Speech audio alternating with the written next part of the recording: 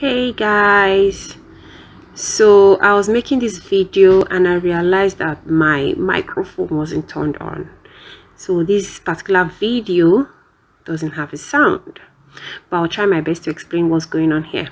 Okay, so this is me heading to the bakery, and I was trying to tell you guys about the bakery and show you some of the processes that I do on a regular basis.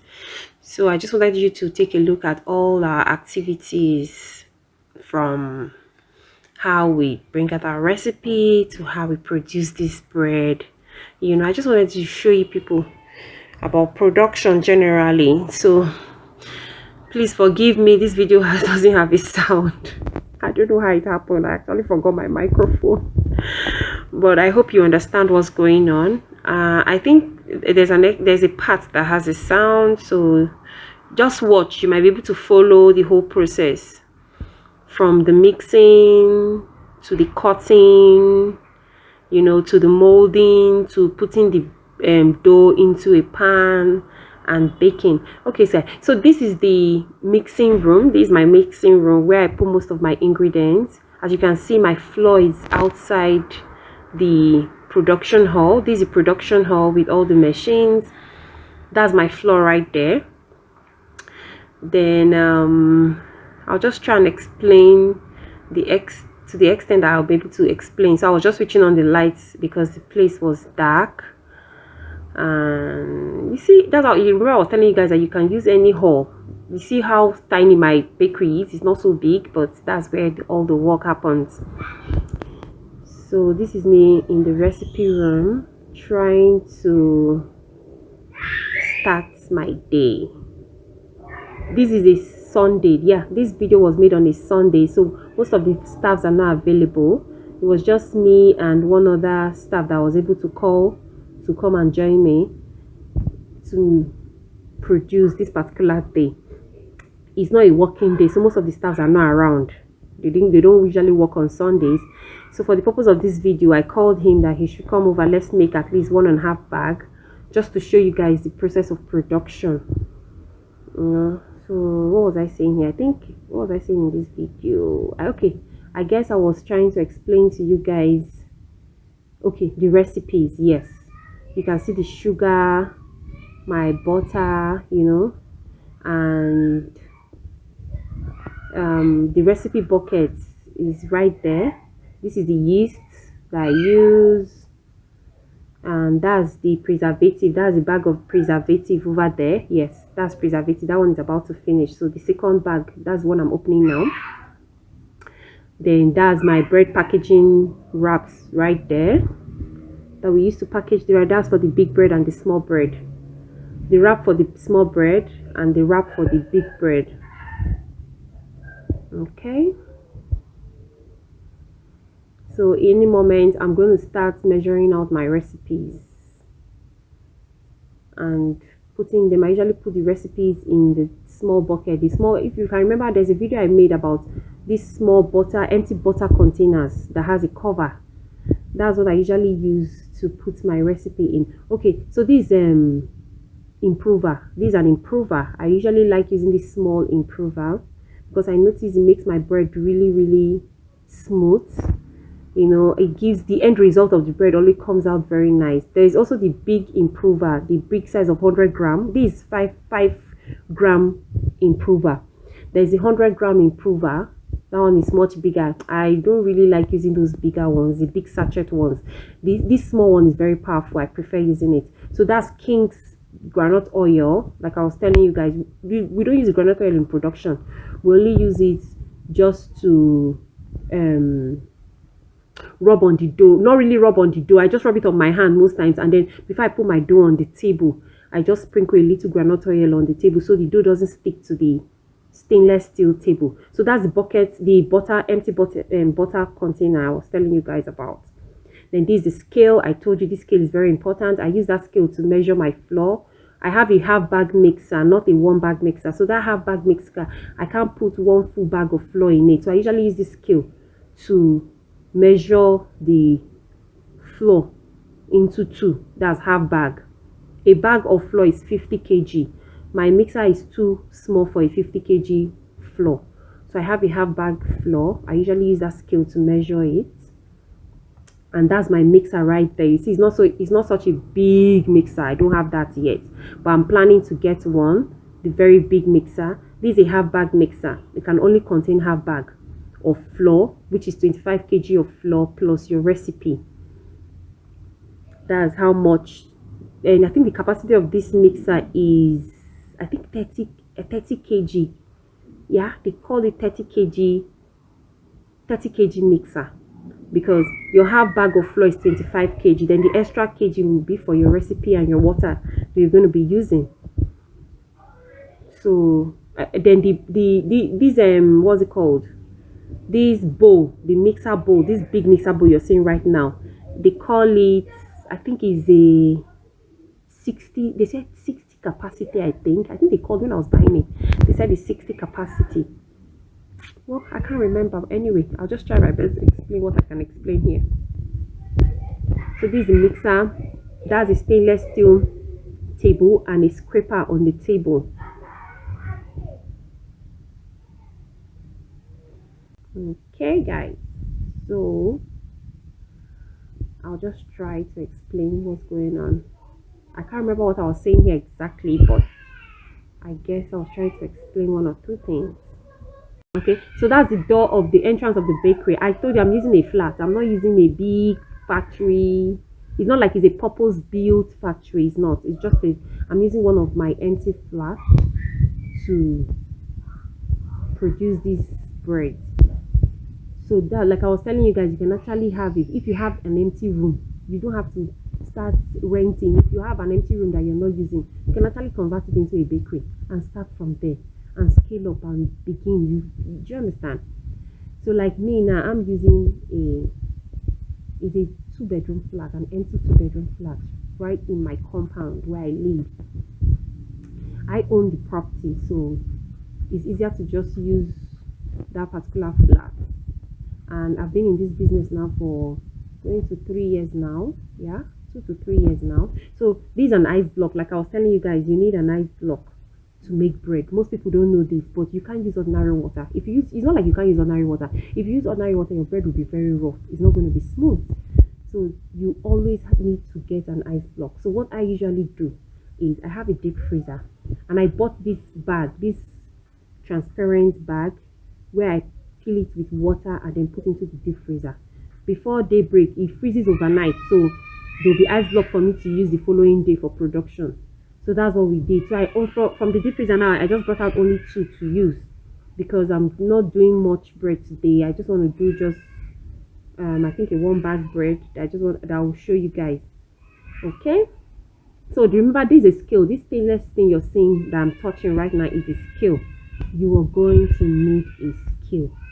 This scale, you use this scale to measure small items like your sugar that you won't be able to use your 50 kg scale for, or your 30 kg scale for. It will be too big. So things like sugar, things like your salt, things like preservative, improvers, you know, your butter, you can make use of this small scale to measure them, not the big scale. The big scale you use for things like flour, you use it to measure your water, because you can actually use this small scale to measure water, right? So the only thing I will not be telling you guys about today, the only thing I will not be telling you today is the recipe. Of course, I can't share my recipe with you, that's secret, but at least I can show you the process of making this bread. So that's the sugar. You measure out your sugar.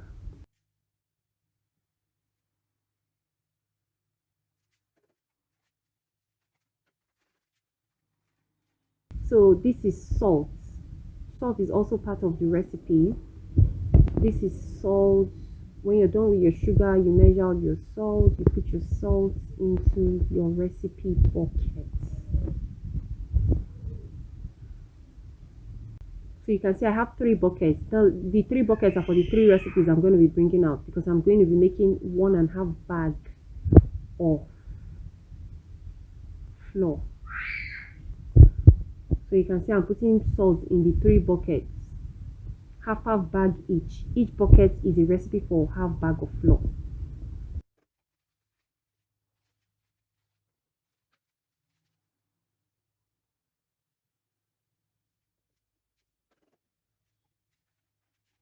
Okay, so these are this is a preservative. This is the kind of preservative I use in the market. There are different kinds of preservative, and there's no preservative out there that is more superior than the other. They all do the same thing, so any brand you choose to use is fine.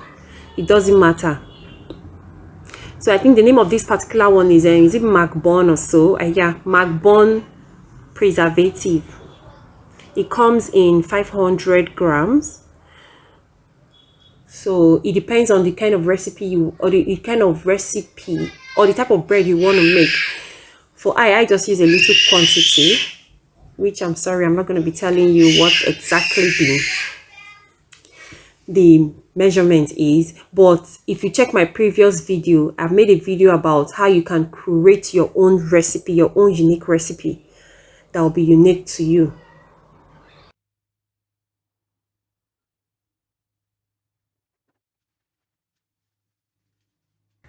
Next is the improver. I told you guys about improver. This improver helps the texture of your bread. When you use improver, you see that your bread, the difference is always, there's a great difference between when you use an improver and when you don't use an improver. When you don't use an improver, you see your bread scattering, it becomes like shaft, or there'll be a lot of crumbs in it when you don't use an improver. But when you use improver, you see your bread becomes very stretchy, you know, and the texture is always very beautiful. It comes out very well. So that's improver I'm putting in all of the buckets, the recipe buckets for each recipe. This small improver is small but mighty. It's very powerful. So I like this particular one. This is called, I think this is Better Bake. Yeah, Better Baker. It's small sachet. It's very good for your bread. There is the big one. They have the big size of it, but I usually don't like using big size.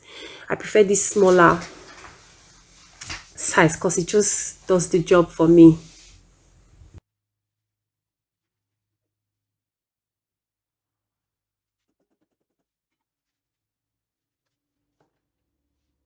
Okay, so next you cover your recipe just to avoid unwanted particles going into it, you know.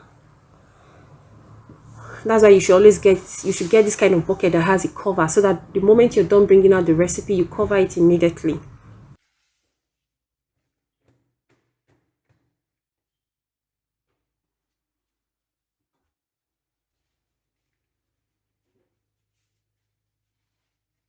Okay, so now I'm trying to bring out the butter I'll be using for each of the recipe. I'm measuring out the butter. I don't put my butter inside the recipe. I bring it out. I put it in a separate nylon. So that's the quantity of butter I'll be using for each half bag.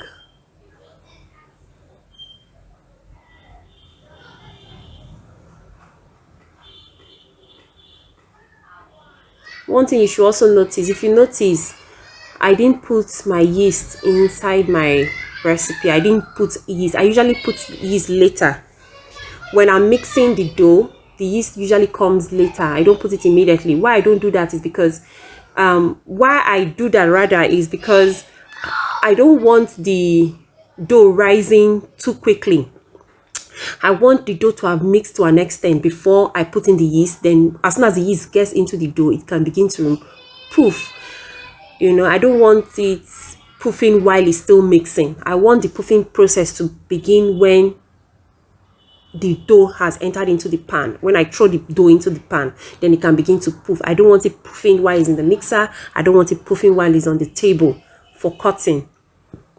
So this is groundnut oil. This groundnut vegetable oil, I don't use it in making this bread. I don't put groundnut oil in it's not part of my recipe. The only reason I use groundnut oil is to make the bread, to make the dough rather, not the bread, to make the dough not to stick to the table. And again, in the mixer, I don't want the dough sticking to the mixer, so it will be easy to bring out the dough when it has finished mixing. So you see, this is another brand of yeast.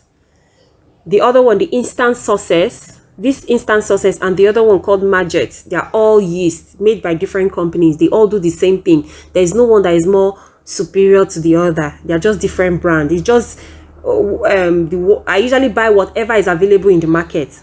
I don't have a particular one that I will say, okay, this is the one I use. There's also STK yeast. There is what's the other one? What's it called? I can't remember right now. There's another yeast. They are just different brands made by different companies. They are all very good. So it doesn't matter the brand of yeast that you're using. They will still give you the same results. It's just what I find in the market that I buy. Okay, so now this is also butter. I also put butter into this pan. I use it to grease the dough. Like, I just rub the dough with butter after mixing before it goes into the pan. I still rub extra butter. I think that's what usually gives my bread that unique buttery flavor that it usually has. I know most people have always said, your bread is so buttery, it has a lot of butter in it. I like the taste and everything. This is my secret. Now you know that what I do is I put extra butter on the dough. I rub extra butter on that dough. So that's what makes it really, that gives it that unique flavor, butter flavor. I don't use flavor, like I told you guys. I don't use flavor for my bread when making my bread. I don't like flavor. I don't like flavored bread naturally. If you're the type that likes flavored bread, so when you're bringing out your recipe, you can add your whatever flavor that you like into your recipe bucket. Or maybe when you're mixing your dough, you can decide to put your flavor into it. Put a drop. I don't know the quantity you might want to use, but I don't use flavor. What I use, my own secret, is this butter. And I don't have a particular butter that I use. Most times I use any brand of butter that is available, but it has to be carton butter. I don't like using sachet butter. I use the butter that are in carton, the 15 kg size of carton. That's what I prefer to use for my bread when making bread. Okay, so now the reason why I'm bringing out this butter is I don't use it like this. It's still congealed. It's still hard. I don't use it like this. I usually put it in the oven to melt. So I use liquid butter.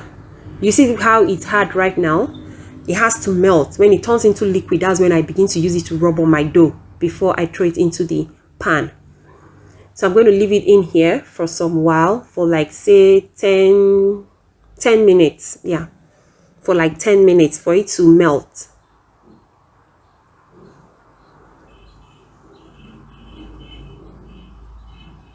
Like I was telling you guys, today is not a working day. If it was on a working day, you'd have seen lots of staffs here working.